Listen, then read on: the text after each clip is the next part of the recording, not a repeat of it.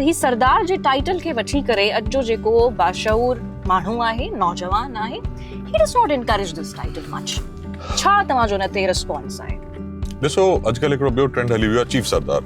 जी chief सरदार जहिड़े को terminology न आहे। सरदार हूंदो आहे अंग्रेज़नि जे दौर खां नवाब, सरदार बहादुर, खान बहादुर, खान साहब, सरदार, इहे लक़ब हूंदा जेके अंग्रेज़नि जे टाइम में आहे। या सरदार जो लक़ब जेको आहे सो तव्हांजे क़बीले तव्हांखे 5 पीढ़ियूं अॻु में, 7 पीढ़ियूं अॻु में, 6 पीढ़ियूं अॻु में तव्हां ते दस्तार अची वई त उहो थी वियो।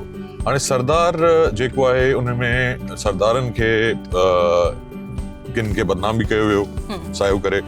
उनमें मीडिया भी इस्तेमाल थियो, सोशल मीडिया भी इस्तेमाल थियो, प्रिंट मीडिया, इलेक्ट्रॉनिक मीडिया, पैदल जे खिलाफ मेडिया ट्रायल्स बिल्कुल थिया। पर आवाम जो रद्द अमल उन बाबत आवाम जो रद्द अमल नौजवान जेको है जो तो सरदार भोतार के को न मने उन ते को लाज़िम ना है, बट सरदार भोतार थियण ऐब ना है, ॾोह ना है। मां नौजवाननि खे इहो चवंदो आहियां त हर शइ जेको तव्हां सोशल मीडिया ते ॾिसो था उहो सच न आहे। अच्छा, उन जी तस्दीक कयो, उन खां पोइ तव्हां पंहिंजा कमेंट्स ॾियो।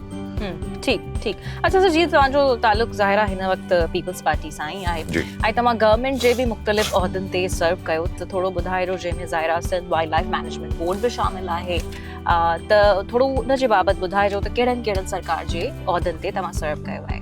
मां as a district council member serve कयो आहे। शुरूआत तव्हांजी उतां थी? जी, डिस्ट्रिक्ट काउंसिल मेंबर ऐं मां 2013 जी जनरल इलेक्शन बि विढ़ियुसि, पर पार्टी टिकट ते न, इंडिपेंडेंटली विढ़ियुमि।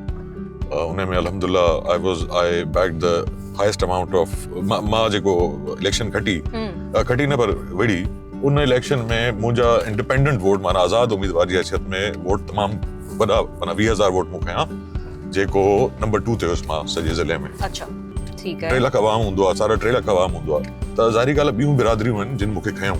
ऐं असांजो जेको हिते रिवायत आहे उहो असां पंहिंजी बिरादरी खे त पंहिंजी जाइ ते बिल्कुलु लुक आफ्टर कंदा आहियूं, पर असां ॿियूं बिरादरियूं कहिड़ी बि ज़ात जी हुजे बिला तफ़रीक जे असां हुननि जी ख़िदमत कई आहे, वॾनि खां वठी